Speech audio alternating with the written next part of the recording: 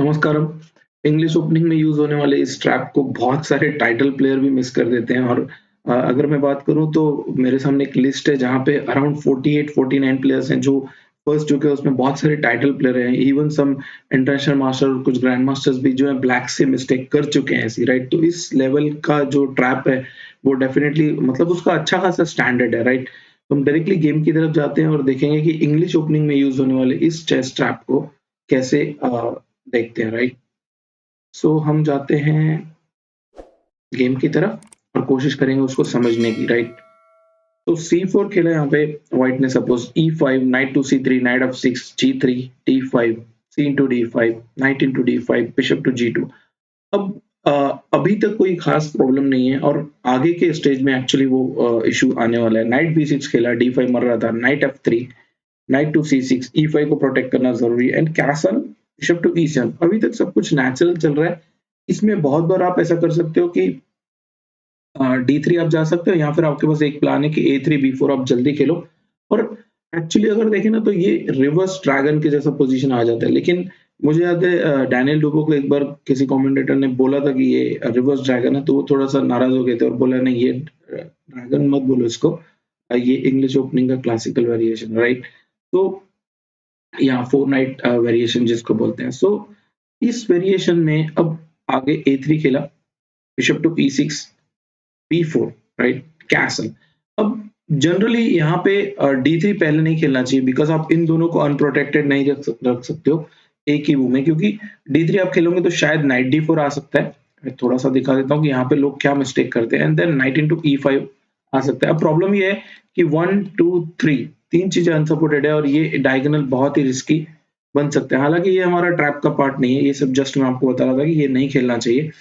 तो कैसलिंग के बाद यहाँ पे रुक B1 खेला, बिकॉज़ अब B3 जो स्क्वायर है, बहुत सारे मूव्स में जब आप नाइट D4 खेलते हो तो B3 को आपको इम्पोर्टेंट रहता है कंट्रोल करना, राइट?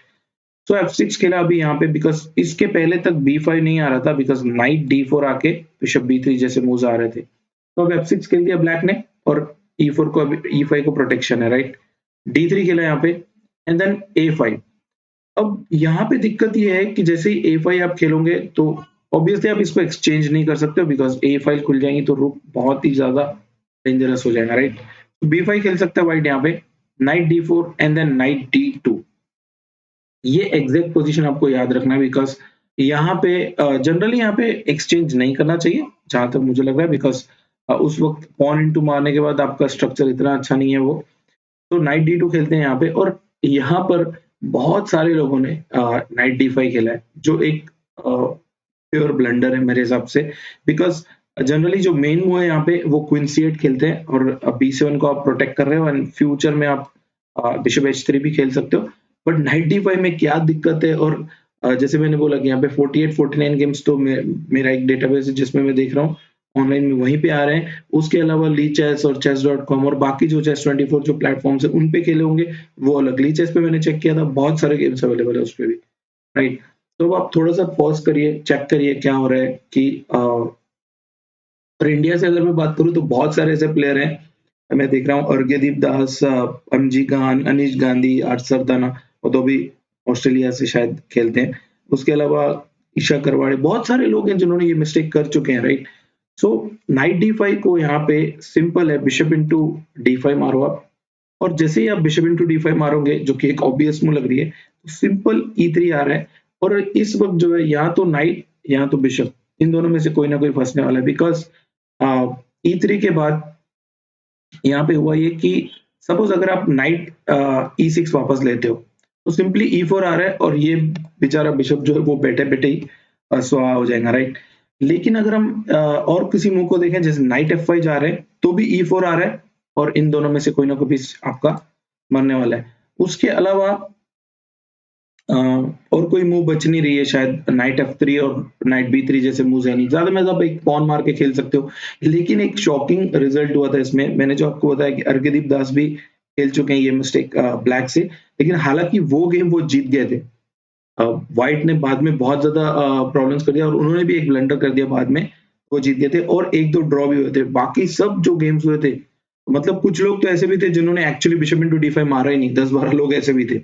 लेकिन कुछ 34 अराउंड गेम्स हुए हैं जिसमें बिशप इंटू d5 के बाद e3 आ चुका है और एक गेम व्हाइट जीता था जो ब्लैक जीता था अर्गेदीप वाला और बाकी सब व्हाइट जीता है और एक ड्रॉ हुआ था। तो ये अच्छा खासा स्टैंडर्ड था इस पोजीशन में और नाइट d5 वैसे बहुत कॉमन और ऑब्वियस मूव लग रही है वहां पे, लेकिन वो एक प्योर ब्लंडर है, राइट। तो बहुत जल्दी मिलेंगे और भी कुछ हम ट्रैप्स को डिस्कस करेंगे और कोशिश करेंगे कि जो बेसिक ओपनिंग मिस्टेक्स होती हैं या कभी-कभी अच्छे लेवल की जैसे इसमें हुआ था 95 इतना बुरा मुंह नहीं लग रहा था उस वक्त, लेकिन अगर आपको पता नहीं है तो आप ओबीएस मुंह खेल देते हो कभी-कभी, राइट। तो मिलते रहेंगे, बाय, थैंक यू, खुश रहो, मस्त रहो, स्वस्थ रहो, बाय।